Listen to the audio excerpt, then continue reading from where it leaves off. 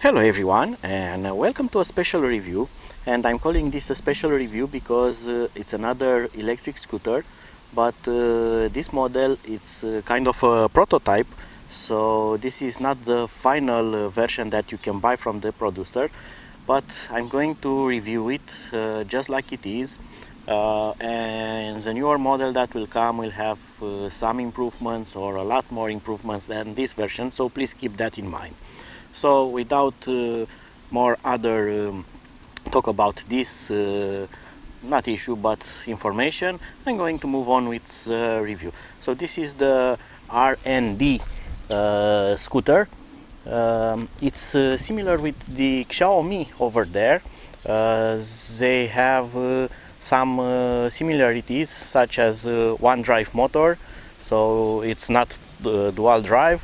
They have a similar range, they have similar size, they fold in a similar way, so they kind of represent the same category of scooters, but each of them has some good things and some bad things. So let's see what's with this new scooter. First thing, just by looking at the outside of it and not running it, this one has 10-inch wheels on front, and the rear wheel is massive. It's 10.5 or 11.5 inch or something like that. And the tire, it's very wide on the rear.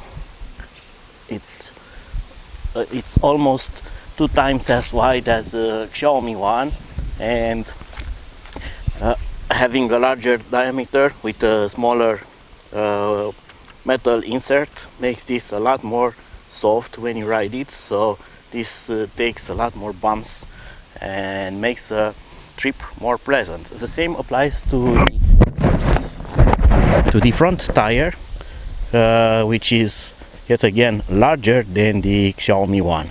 I'm now going to demonstrate the folding mechanism. So it's kind of similar. It has a clip here on the fender, on the rear fender, and the handlebar will just go straight up, but there is a twist, and that is that you need to rotate it like that.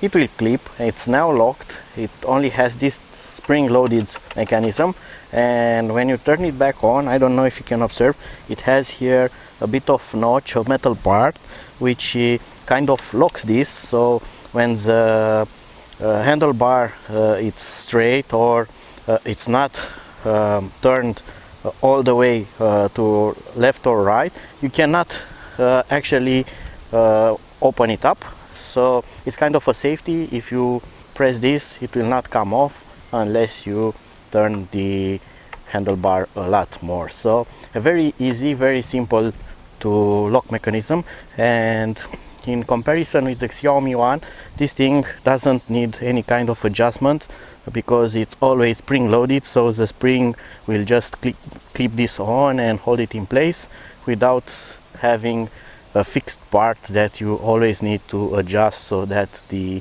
size of the space that remains between these clips and the gap should be always minimal, but don't force it too much because this thing will break. So that's kind of an improvement on that model, and we'll see if that thing will rattle or not, just like the Xiaomi one does.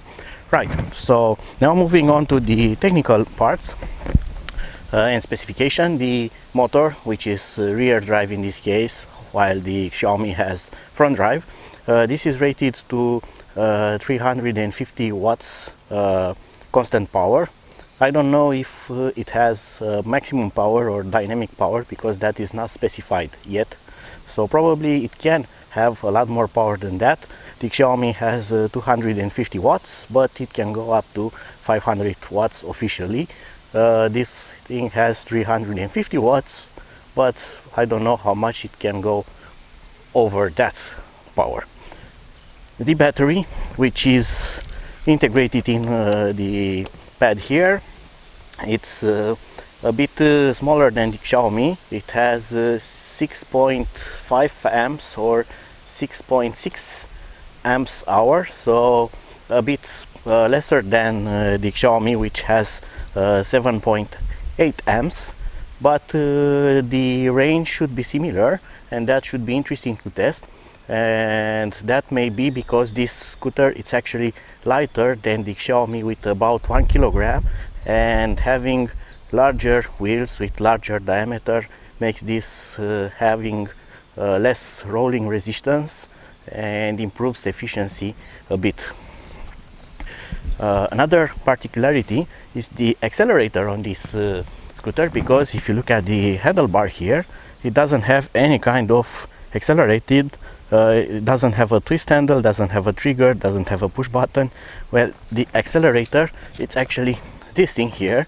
It's a foot accelerator, so you can use your foot just to press this. It has something spring loaded inside, and it's similar with a car pedal, so you can floor this scooter like you said, and as hard as you press this, it will go faster. If you release it, it will enter in braking mode. And now, talking about braking, this scooter only has one brake, and that acts on the rear wheel. Of course, it's disc braking, but doesn't have any kind of brake on the front wheel. The scooter also comes with a small manual, which is in English, and it's pretty well written with a lot of informations, but specifications are subject to be changed, because the scooter, as I've told you in the beginning, is still under development. So now the producer is getting feedback from this model, and it will implement some changes into the final version, and battery size, motor power can be changed also. So I'm not going to enter the details, but I'm going to show you something interesting about how much batteries the scooter can have inside. But you see, it does have some information pretty. It also has Bluetooth, just like the Xiaomi. The app is still in development, but nonetheless I'm going to show you, because the app does have some working features. Let me turn on the brightness at maximum on my mobile phone, so I hope that you can see it.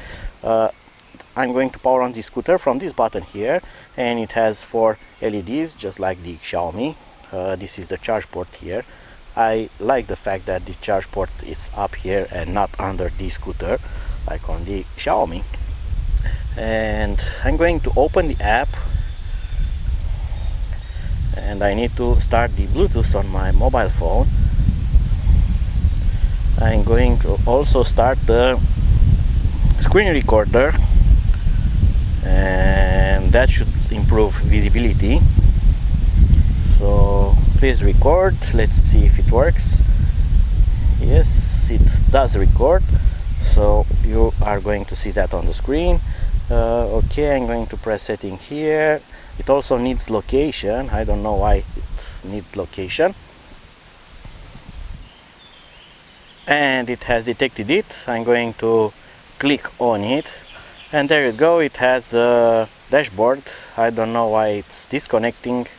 Search again. The app, it's not working that nicely yet. I hope they do fix it. So you get a speed meter, you get the battery remaining power, and you get 3 profiles which vary the top speed of the scooter. You have beginner, you have comfort, and you have sport. Sport mode will take you up to around 30 kilometers per hour. Comfort is about, if I remember correctly, about 20 kilometers per hour, while beginner it's only 10 or 12 kilometers per hour. Beginner is also good if you have a kid which is learning to ride this thing on. You can limit its speed, so it will be safer for him. You also get some details here like riding time, average speed, mileage on this time, and total mileage, and that's it. The other menu option here doesn't work, while the lock, you can lock and unlock the scooter probably, and that's all the app does for now. I do hope to see some improvement on it, and I do like to see some stability fixes into this app, so it will not disconnect, connect, and things like that. So it's now time to take it for a spin. So I'm going to put it on here. The locking mechanism is locked, of course. Let's see, do I get speed indication? Yes, I have speed indication. I'm recording everything. Brake works. So let's see, how does this accelerator work? And I must tell you, there's another difference from other scooters. This will start from standing, so you don't need to push it. You're just going to press the accelerator and you are off. Oh, and this accelerator thing is really nice, and even on a bumpy road you can sustain some nice speed. Oh, and this thing does really pack a punch. It accelerates better than the Xiaomi. It has more grunt into the motor.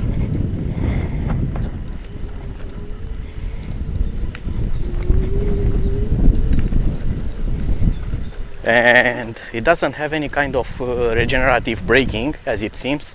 When you release the throttle, it will just going to coast and it will run freely. Let's test it on these huge bumps here. Oh, it's still a lot more better than the Xiaomi. So the larger diameter wheels and softer tires do make a huge difference.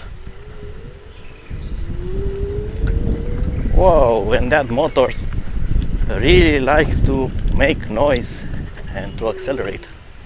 Oh, and when you press the brake, it seems that it does have some kind of regeneration. Yes, it also has regenerative braking, but only when you press brake. So it will double brake on the rear wheel, so it has motor braking, and also it will have regenerative braking.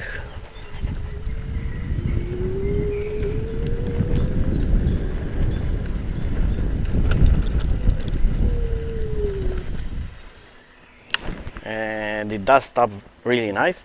So now I'm going to get away from this bumpy place, and I'm going to do some speed runs with it to see how fast it will go. So I'm just going to take this camera with me, but I'm going to stop the recording to save space and battery. All right.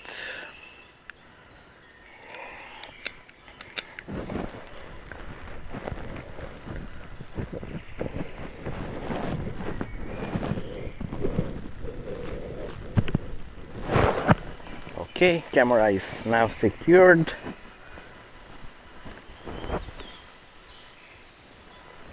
Let's get some speed with this.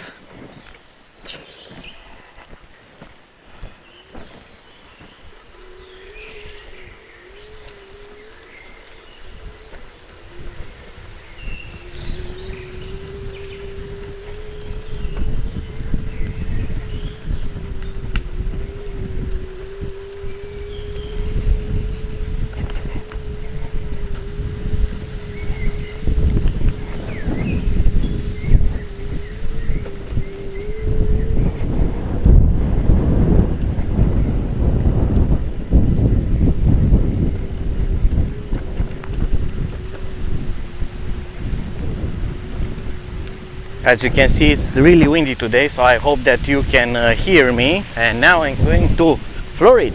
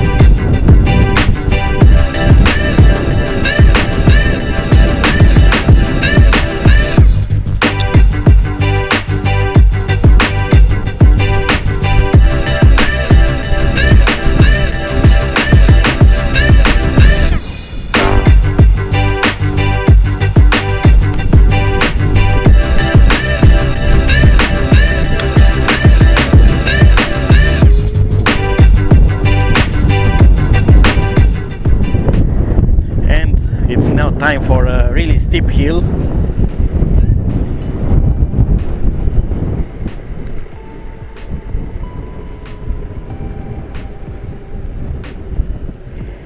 And it does go up nicely.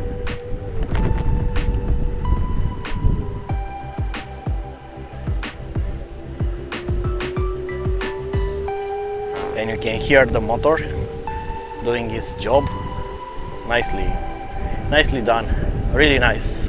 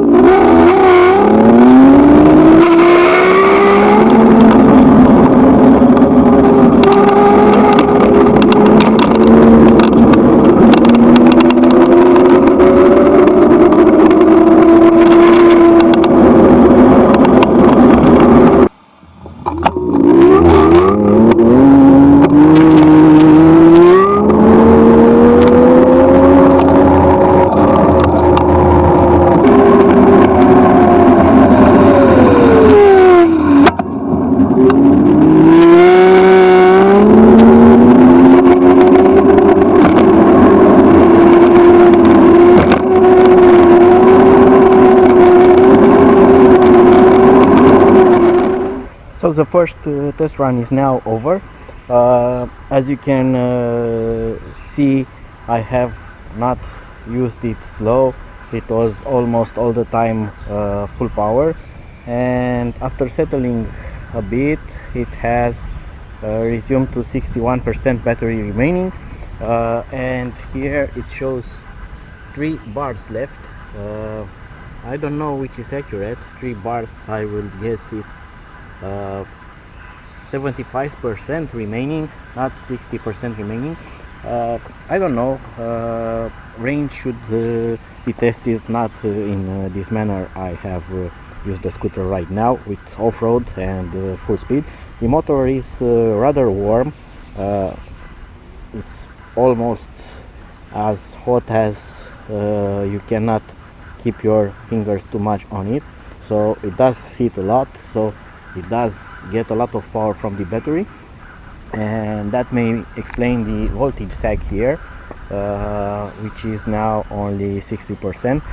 The mileage here is totally wrong. I did something like maybe 7 or maybe 8 kilometers. There's no 4.28 kilometers per hour total mileage, so the app is it's crazy. It's not reporting anything correctly. What I wanted to show you is the underneath of the scooter, which is very interesting, and that is because besides having a very high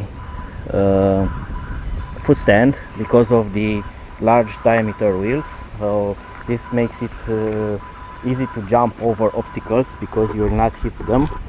Look at that. So the battery is just in this part here, while all this part here it's a huge free space.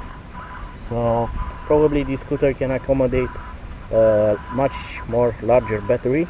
Probably they can aim for 9 amp hours. That will be really interesting, but I think that I'm going to take this apart to check the battery also, to see if this can be modded in some kind of way like I did to my Xiaomi. And now you have seen it, how it runs, how it performs, and I will tell you some of my conclusions for now. It has a lot more power than the Xiaomi. It accelerates faster. It's faster also, so it for once accelerates faster, and then it has a higher top speed, so you don't need to mod like on the Xiaomi the firmware to get a faster speed. This comes stock with higher speed and better acceleration, so that's really nice. Second, the tires are really nice, especially the rear wheel. It makes it feel like it has a suspension. You can go over that type of bad asphalt and cement and cracks and tiles, and even go off-road with it, light off-road. Don't get me wrong with something extreme, but this will be extremely pleasant. It's not bumpy, it's not shaky, it's very nice. So bigger wheels with bigger tires, and that fat wheel on the rear really makes it perform nice. Third point, the foot acceleration thing there is really nice. You can control the acceleration very well, and I thought that it will be going to be kind of trouble, because when you are going over bumps, your feet will shake on that pad. No, that doesn't happen. You can control the acceleration perfectly, and there's no issues with it. It's kind of natural, and I like the fact that you don't need to put some start speed. You just jump on this, press that, and it goes away. Very nice, very nice. Fourth point on this review, the battery runtime. I must say that is a bit short. I'm 85 kilograms heavy. I did use throttle almost all the time at maximum, so it's not kind of a range test. I did go up some extreme hills around here. There's not all of that in the video, because that will have been way too long for you to see, and it would have got boring, so I just included some of the best scenes out there. There's also a lot of wind that interacts with you, so that also reduces the runtime, but definitely this will probably not have the same range that I get on my M365 for now. Probably with the lower speed profile you are going to get something like that, but that is rather slow, and I like the extra speed on this model. And the fifth part and the last part that will conclude my review for today is the assembly of this scooter. It has some screws that hold some of the parts together, such as, I don't know if you can see, there's a hidden screw underneath there. It holds this handlebar. Well, I did check them up before running. they got loose during the run. So probably you are going to need to add some Loctite on them so they do not get loose when you ride the scooter. And it does have a bit of play here, not very much, but I don't know if you can see it. It's just a bit of shake, shake that you usually get also on the M365 when it's not properly adjusted. And you know that on the M365 you need to adjust it something like weekly if you don't want to have extra play. Probably you can also solve this with some Loctite and maybe add a 3D printed pad or something like that to hold this really nice and tight to avoid extra vibration, and the screws will not come loose anymore. So that was for today. I hope that you have enjoyed this review. I hope that you have understood me properly, because the wind have really gave me a lot of trouble. And that was for today. I will do more runs with it, and probably I will add some other videos later from and with this scooter. Until then, be sure to follow my next uploads, and bye bye!